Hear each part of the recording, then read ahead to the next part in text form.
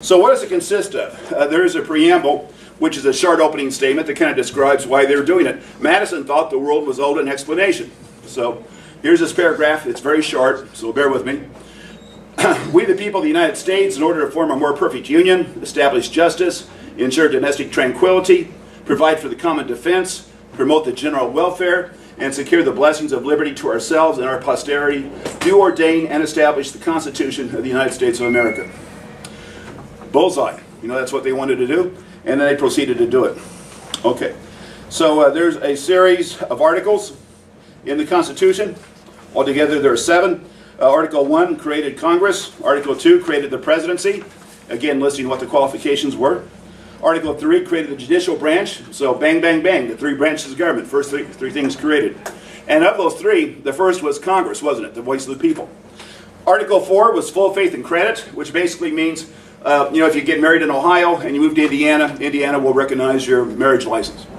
Article 5 is the amendment process we were talking about, how to change this thing. Article 6 was the National Supremacy Clause, which said if there's a conflict, the national government will be supreme. And Article 7 contained the ratification process.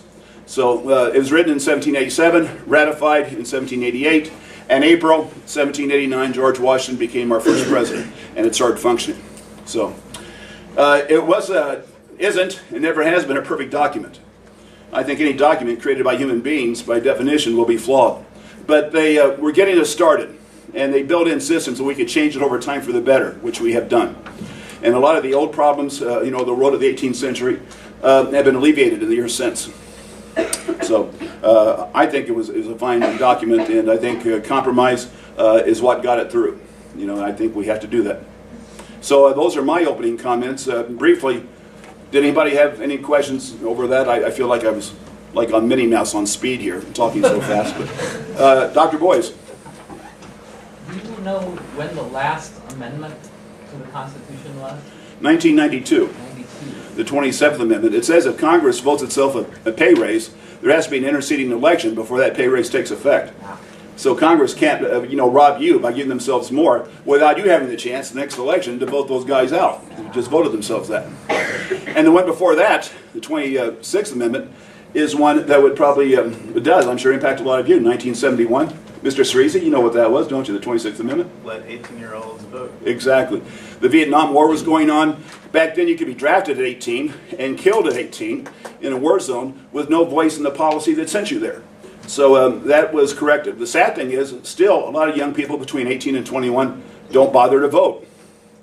So if you ever think that the laws are skewed toward older generations, well, there's a big reason. Go register. Vote. Good question, Sam. Okay, I think I'll bring Mr. Surrisi up, and then when he's done, we can take some questions together. Okay, this is Sean Surrisi. Welcome. Let's give him a hand. Thank you for being with us. Thank you, Dr. Buchanan, for the invitation, and thanks to the college and all of you for being here. I think I would just echo what Dr. Buchanan just said about voting. I think is the most important thing is if you happy with your government, don't like your government, you got to vote. The voter turnout in our country is unfortunately quite low. I'm lucky enough to have been appointed the chairman of the county election board, so I'm involved with all that process. And the last night and the next 2 nights we've been working on programming all the voting machines for the election coming up in November. So that's kind of an exciting process that as far as throughout our country, it's left to the states and the various localities to handle all their local and the federal election process. So it's something that more people need to take a look at and get involved with. There's still time to register to vote for this election, so I'd encourage you to do that if you haven't already done so, and take a look at the various candidates that wherever you live that are going to be on the ballot this November. So with that said, I'm the city attorney for Plymouth. I've been in that role for about 2.5 years now. I'm just about to start my 10th year of law practice, and before that I worked with a law firm in South Bend, doing primarily civil cases, personal injury claims, and complex insurance litigation, usually related to personal injury claims, but we handled a lot of complicated accident claims where there might be a dispute over whether an insurance policy provided coverage. We handled quite a good deal of those. One thing I find interesting about the Constitution is that it's the, as Dr. Buchanan said, the supreme law of the land, as interpreted by the U.S. Supreme Court. We take an oath before we ever become attorneys. The first thing we say that we'll swear to uphold the Constitution, but it's something that I think on a day-to-day basis, most lawyers aren't really thinking about a whole lot as they go about doing things, even though it's always there as in the background as something that you have to be aware of. But I'd say most lawyers on their day-to-day practice aren't directly dealing with constitutional issues, although if they took time to think about it, there's always a constitutional issue in many cases that are kind of in the background there.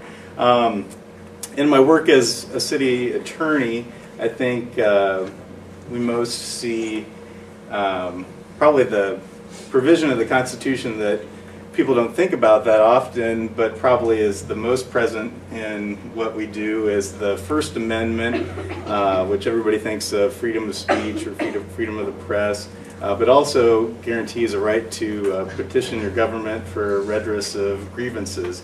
And the Supreme Court has applied that through the 14th Amendment to the states and local government. So that's one thing that, Plymouth, we couldn't, it's a privilege to serve the people. Sometimes, you hear a little more than you'd like to, but we couldn't, it would be probably unconstitutional for us to pass an ordinance that said, you can't talk to the mayor, or you can't file something with the city council to give them your peace of mind. So that's a lot of my work is, helping the mayor or the city council members through with dealing with constituent concerns and figuring out how we can solve problems for the people of Plymouth. And most of that work takes place, just through personal dealings with the folks and trying to get things done. Sometimes it takes passing a city ordinance or changing the law to make things work better. But I think that's an important right that we have in the United States that's guaranteed under the Constitution, that along with voting, that the people make up the government. You have the right to talk to the government and tell them what you think. So I think that's kind of a neat thing, and a lot of my work. Another, some of the things I've done back in my private practice, and been involved in defense of police officers, or in my private practice and in my work with the city, as far as claims by individuals that their rights have been violated by the police officers. And when you think about it, I think police are kind of one of the biggest presences and interactions that average folks have with the government. I mean, you're driving around, you might get pulled over. It's kind of a real hands-on type of contact that you could have with the government, and that could spin into various claims. So I've been involved with that as far as in private practice, defending officers on excessive force claims, and since I've been with the city, only one claim for a alleged improper search. I've dealt with that a little bit, but stop me at any time if you have any questions.